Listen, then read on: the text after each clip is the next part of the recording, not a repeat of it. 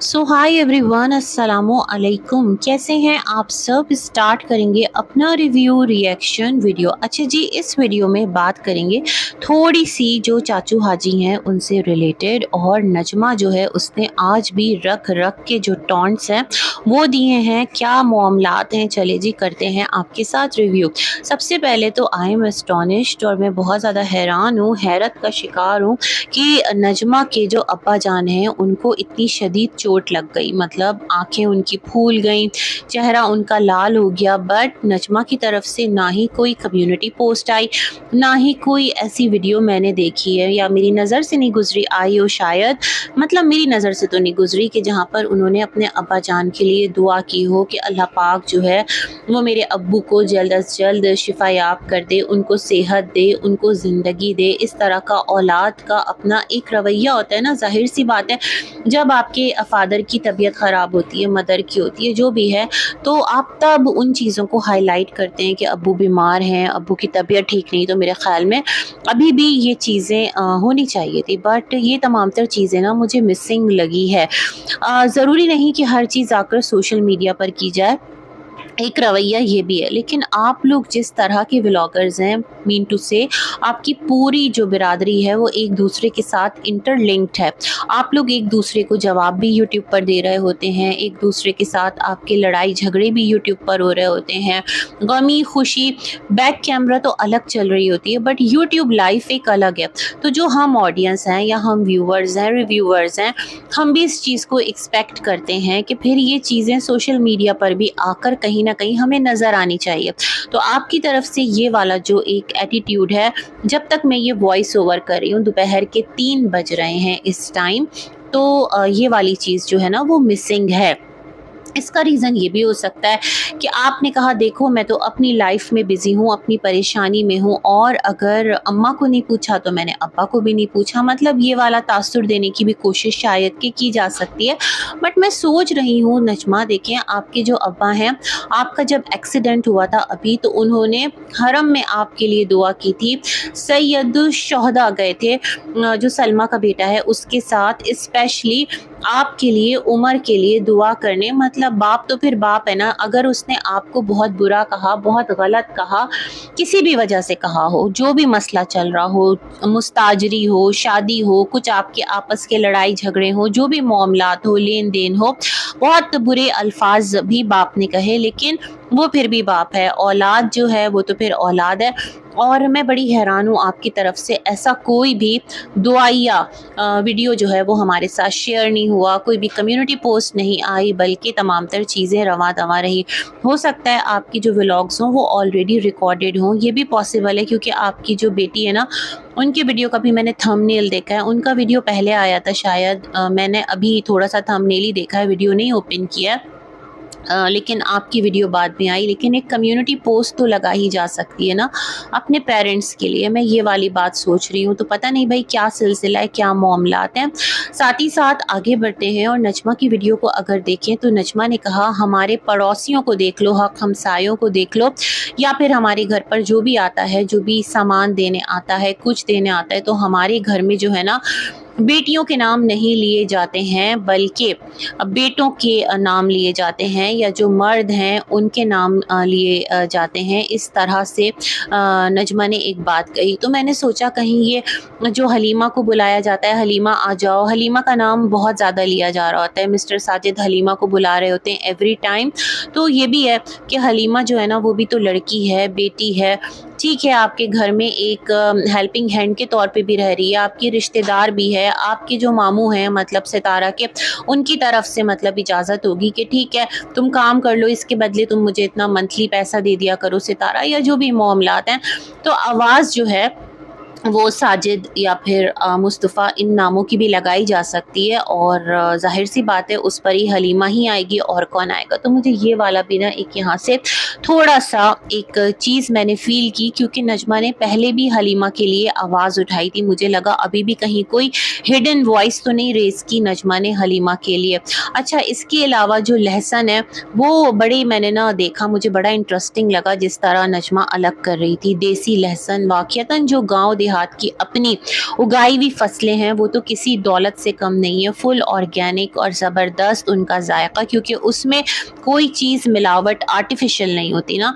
तो ये तमाम तर चीज़ें देखकर मुझे अच्छा भी बहुत लगा। और मैंने ये भी नोटिस किया कि नजमा अगर अपनी बेटी से मिलने जा रही है, साथ फौजिया गई है और छोटी वाली का नाम मैं भूल गई हूँ, वो बड़ी पटर पटर वो बच्ची भी बोलती है, मतलब अच्छा लगता है, बच्चे इसी तरह होते हैं। तो वो कह रही है फौज अनु को छोड़ने जा रहे हैं।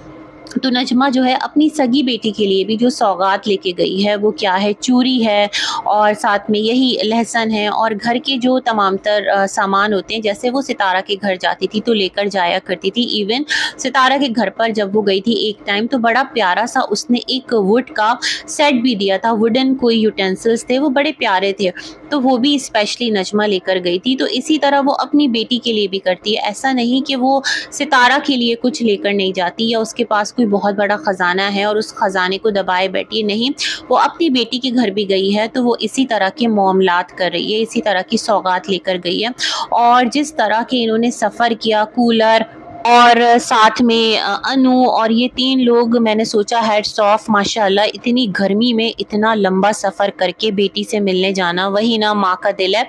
और बेटी का भी दिल करता होगा, लेकिन माँ ने सोचा चलो बेटी को कहाँ एक तकलीफ़ होगी, उसकी लाइफ वहाँ अच्छी है, मतलब गर्मियाँ हैं तो वहाँ पर वो ठीक से रह रही है, यहाँ गाँव में आकर परेशान हो जाएगी क्योंकि गाँव की गर्मी बड़ी शदीद होती है।